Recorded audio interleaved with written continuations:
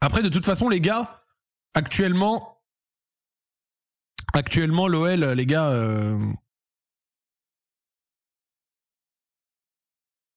on va avoir des soucis judiciaires de premier ordre. Avec l'autre racaille John Textor, Johnny Boy Sexto, qui nous en a encore fait des belles. Mais ça va prendre un peu de temps, mais il faut vraiment que la justice prenne John Textor et lui mette un bon coup de tête. Voilà.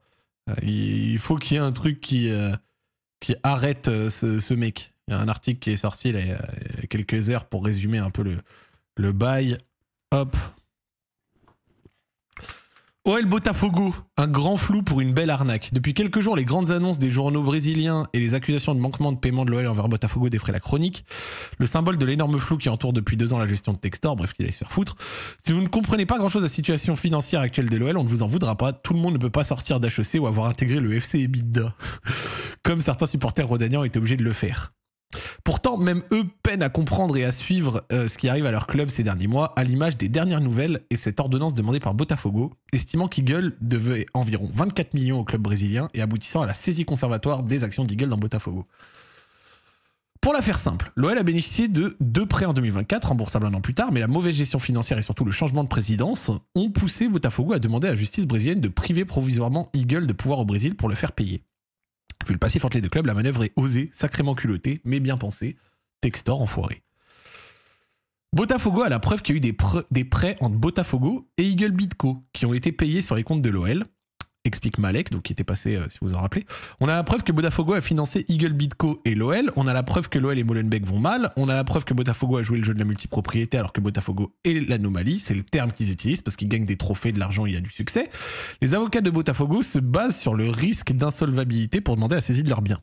Et c'est là où ils sont malins. Bidco étant anglaise comme entreprise, ils n'ont pas d'actifs au Brésil, à part leurs actions à Botafogo. Et voilà que pour une dette de 23 millions, ils ont réussi à geler les actions.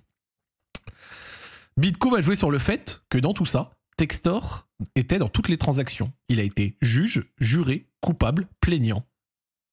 C'est-à-dire que Textor A est en train de demander une compensation B pour les actions de Textor C. Étant dirigeant de l'OL, de la Bidco, de Botafogo, il dealait avec lui-même. Une manœuvre qui laisserait presque croire que l'OL est en tort dans l'affaire, surtout quand le journal O Globo sort de nouvelles informations ce mardi, selon lesquelles Botafogo réclamerait 65 millions d'euros à Lyon pour des ventes en dessous du prix du marché. C'est qui a fait ces ventes? Et les ventes à qui?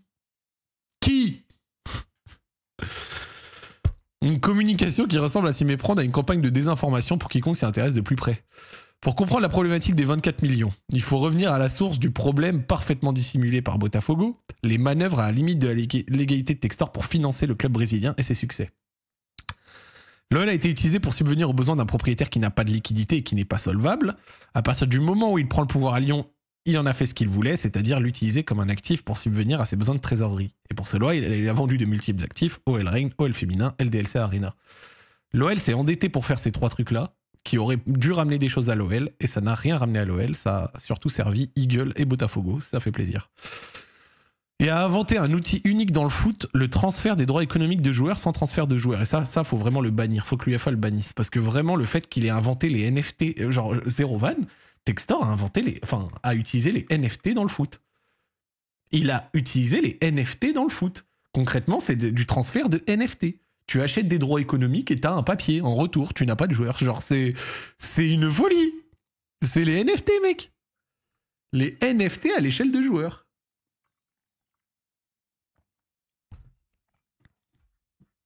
Donc c'est un truc de fou. La tokenisation, exactement. En gros, l'OL lui a servi de banque. Et regardez ce que ce petit connard a fait. Enrique, Igor Jesus, Jair ou Almada ont souvent défrayé la chronique des transferts, mais seul le milieu argentin a finalement porté le maillot lyonnais, et seulement en prêt. Et encore là aussi, Botafogo se plaint de ne rien avoir reçu en compensation. Bien sûr, cette plainte n'est qu'affaire de communication. Toujours aussi bon parleur, Textor est adoré au Brésil et il en joue. Il sait aussi que la justice brésilienne est très sensible à la protection des clubs et que c'est à son avantage. Son but, c'est de forcer Ares à lâcher le club en leur mettant un maximum de bâtons dans les roues possibles, et tout ce qui sort actuellement va dans ce sens. Bien sûr que les 65 millions ne sont pas réels, et les dirigeants de Botafogo le savent très bien, ils prêchent 10% de vrai pour 90% de vent. Ils offrent une vision partielle pour que ça donne une mauvaise image d'Ares. Ce sont des arguments légaux, mais de mauvaise foi juridiquement. Alors, comment démêler le faux du vrai? En se penchant sur les chiffres, seule vérité dans une guerre de mots. Et rien n'illustre autant les dérives du modèle Textor que l'affacturage pratiqué par l'américain. Voici un exemple. Regardez-moi ce connard ce qu'il a fait. Merci le domaine pour l'abonnement niveau. Et là, on arrive sur le truc qui pourrait mettre Lyon dans la merde. Lisez ce passage, vraiment Textor, quelle sale merde. L'OL acte, donc l'OL c'est Textor, hein, acte qui doit payer 120 millions d'euros sur 4 ans à Botafogo pour les droits économiques de 5 joueurs. Luis Enrique, Igor Jesus, Jair, Thiago Almada, Savarino. Botafogo revend ses 120 millions sur 4 ans à une entreprise X pour une somme quasi similaire, mais en cash immédiat, récupérant ainsi 100 millions de trésorerie. L'OL doit alors toujours 120 millions sur 4 ans, mais à une entreprise X. Bilan, Botafogo a récupéré de la trésorerie immédiate, n'a plus rien à payer à l'avenir, mais l'OL est toujours endetté. Plus de dettes pour l'OL, plus de trésorerie pour Botafogo. Merci Adèle pour le prime. Mais le problème ne s'arrête pas là, et c'est là que ça devient tordu et vicieux. Lyon aussi a bénéficié de cet affacturage en quelque sorte, puisque l'argent est allé en partie dans le fonctionnement d'Eagle, mais là où Botafogo en a tiré un bénéfice net, l'OL Eagle l'a récupéré en prêt depuis le club brésilien, créant de nouvelles dettes à rembourser à l'avenir. Et ce sont justement les 22 millions dont il parle. L'OL a récupéré une dette à rembourser envers l'entreprise, mais aussi une dette de prêt à rembourser à Botafogo. Donc, écoutez, c'est génial. C'est ton cul de Textor. T'as la société d'affacturage qui donne 100 millions à Botafogo tout de suite. L'OL doit 120 millions à la société d'affacturage. Et pour récupérer de l'argent de cet affacturage, Botafogo le prête à l'OL, puis lui réclame en retour. Donc l'OL, à la fin, doit les sous de la société d'affacturage et un prêt en plus à Botafogo.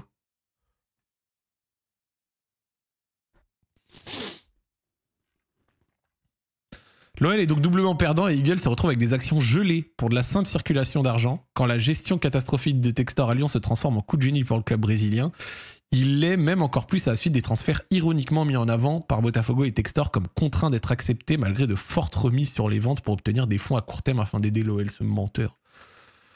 Les fameux 65 millions réclamés. Un nouveau mensonge éhonté du dirigeant américain, merci Sarrazin méfiant pour le recep, puisque si l'OL bénéficiait effectivement des droits économiques sur les 4 joueurs en question, il n'en a tiré aucun bénéfice, c'est même tout le contraire. Si Botafogo a possiblement sous-vendu ses joueurs, cela n'a pas été en faveur de l'OL. Non seulement ces ventes ont été actées après la DNCG, mais l'OL a donc vendu, ce n'est pas lui qui a décidé, mais Textor et Botafogo, pour 35 millions de moins que ce qu'il a payé au club brésilien. Le grand bénéficiaire ici est Botafogo encore une fois, et c'est souvent la même chose si on s'intéresse aux déclarations brésiliennes des derniers jours à l'image du CEO Tairo Arruda, qui affirme que Botafogo aurait prêté 109 millions à l'OL entre décembre 2024 et juin 2025. Botafogo qui prête 109 millions. Oui, ils ont 109 millions à prêter. Oui. Si le chiffre est probablement vrai, la provenance de cet argent change tout le contexte, comme tout ce qui sort actuellement dans la presse. Mis le couteau sous la gorge par ses créanciers, iconique en tête de gondole, John Textor sait qu'il doit trouver une parade improbable pour s'en sortir. C'est tout l'objet de son ordonnance demandée devant la justice brésilienne pour exclure Eagle de Botafogo. Une action pas sans incidence pour l'OL. Si Textor et Botafogo réussissent à s'extraire d'Eagle, il n'aura pas d'obligation, en tout cas immédiate, de rembourser sa dette de 300 millions à Iconic. Cela ferait de l'OL le seul actif restant pour éponger cette dette et ça changerait tout. Au lieu d'être éventuellement revendu rapidement à un repreneur qui en aurait les moyens, il faudrait plusieurs années à éponger les dettes, désosser l'OL et à impacter le sportif avec le risque de la Ligue 2. L'autre risque, c'est qu'en cas d'audit, si on voit qu'il y a de l'argent disparu, des transferts surévalués et qu'il manque par exemple 150 millions, ils ne seront pas remboursés si Textor a coupé les ponts. Si Textor réussit à sortir de Botafogo, on aura un autre combat juridique entre Eagle et lui sur plusieurs années. Le temps qu'il y a un jugement qui le force à payer, ce serait trop tard pour l'OL. C'est toute la cruauté de la situation pour l'Olympique Lyonnais. Il ne peut rien faire si ce n'est attendre de voir le château de cartes établi par John Textor cacher un as ou bien un 2.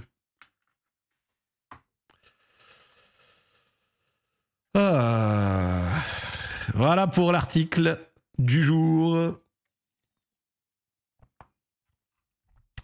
Encore une fois, il n'y a aucun appel de mon côté à la violence ou autre, c'est que du football entre guillemets. Mais quand on lit tout ça, toutes ces magouilles, toutes ces triches, tous ces mensonges, c'est difficile de ne pas avoir envie de lui mettre des claques quand même, hein, si on doit être vraiment parfaitement honnête. Hein. C'est grave, frère. C'est très très grave. Bref, moi comme je l'ai dit, je vois ça comme le dernier râle d'un mec qui commence à ne plus avoir de pouvoir possible. Et regardez encore ce douilleur, hein, ce sale douilleur de merde. Regardez ce sale douilleur. Communiqué du EC Toboté qui demande des comptes à Botafogo et à John Textor après avoir vendu un joueur à Molenbeek sans valeur entre clubs de Eagle Football Holding précédemment acheté à Toboté où ils avaient encore 30%. Donc qu'est-ce qu'il a fait ce sale chien de Textor? Il achète un joueur de Toboté. Ce joueur, 30% de la revente doit revenir à Toboté. Ensuite, qu'est-ce qu'il a fait? Il a pris le joueur, il l'a passé de Botafogo à Molenbeek pour 0€. Donc Toboté a touché 0€. Et le joueur est resté dans Eagle. Et Toboté se sent lésé.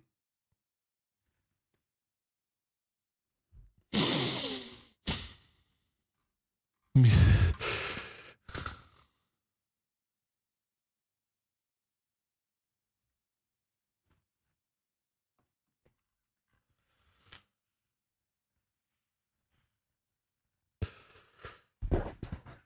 C'est...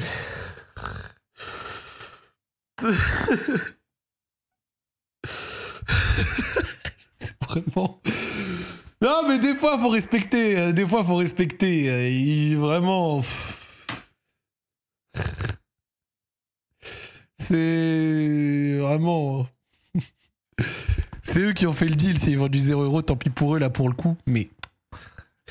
Te retrouve pas à défendre un escroc, s'il te plaît. Qui vend des joueurs à 0€? Tu vends pas des joueurs à 0€. Il a juste vendu des joueurs à 0€ entre deux clubs qui appartiennent aux mêmes entités pour justement tricher, éviter de donner les 30% qu'il doit. C'est de la triche, les gars. C'est de la triche, c'est du mensonge. C'est un tricheur, c'est Textor. Ça a toujours été comme ça. Oh là là. C'est de la pure escroquerie. C'est de la pure escroquerie. Bref. Fuck la multipropriété. Fuck Textor. Et puis voilà.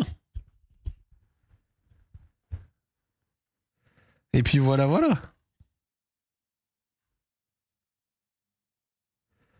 Et la FIFA se bouge pas. Si, ça va bouger. Mais bon. Ça fait pas kiffer. Mais je vous jure, j'ai tellement hâte, parce que quand t'es un douilleur comme ça, là, un jour, ça se paye. Et j'ai tellement hâte le jour où toutes ces conneries vont se répercuter sur Botafogo. Merci, Antolip. Je vais pas dire que je souhaite du malheur à Botafogo, mais le jour où toutes ces bêtises, toutes ces magouilles vont se répercuter là-bas, il y aura de quoi rire de voir les Brésiliens se mettre sur ses côtes à lui. Parce que les Brésiliens seront peut-être un peu plus méchants que les Français. Hein. Voilà. Ce tricheur, putain.